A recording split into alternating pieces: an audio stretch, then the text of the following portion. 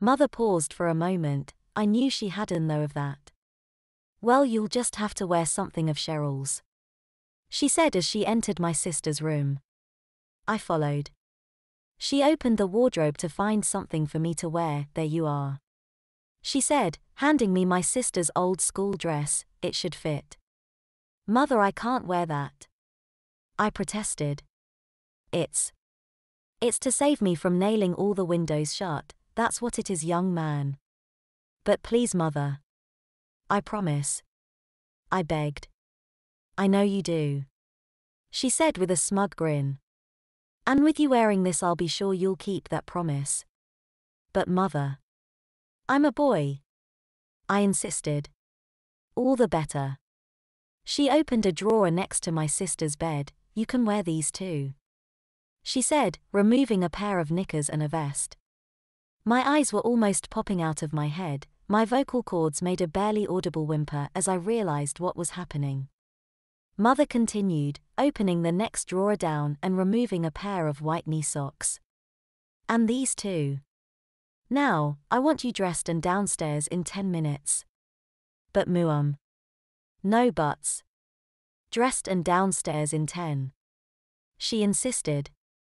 I stood shell-shocked for a moment before stepping into the knickers, my eyes filled with tears as the humiliation sank in. I sniffled as I pulled them up to my waist. And you can stop that sniffling, young man. You've brought this on yourself. Please, Mother, I begged, tears flooding down my cheeks. Don't do this to me.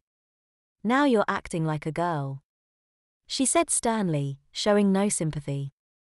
If you're going to act like a girl, you can dress like one from now on, she insisted as she exited my room, slamming the door behind her. I reluctantly removed my dressing gown and pulled the vest over my head. Like the knickers, it had lace trim on every edge it had. I then removed the dress from the hanger. It was green and white gingham, with the school crest embroidered on the breast pocket, buttons all down the front and a matching belt at the waist. 5 minutes, Mother shouted from the ground floor.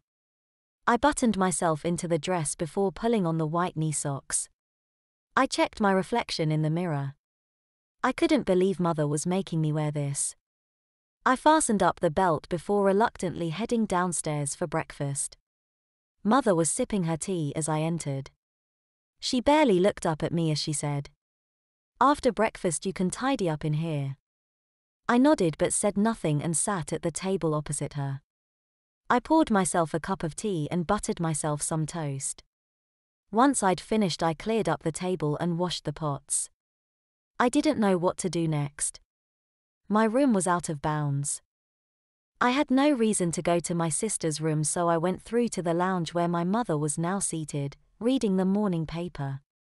"I've done the washing up," I said shyly as I entered. "Good," she replied. "Could you put the bins out, please?" I stammered, panicking at the thought of going outside wearing my sister's old school uniforms and her white knee socks. "All you have to do is go out the back door, around the side of the house, and put the bins out," Mother stated, as if there wasn't a problem. "But I've no shoes. They're in my room," I pointed out. Mother paused for a moment and thought about it.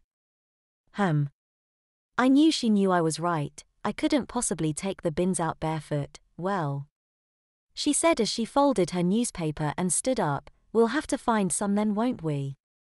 she said.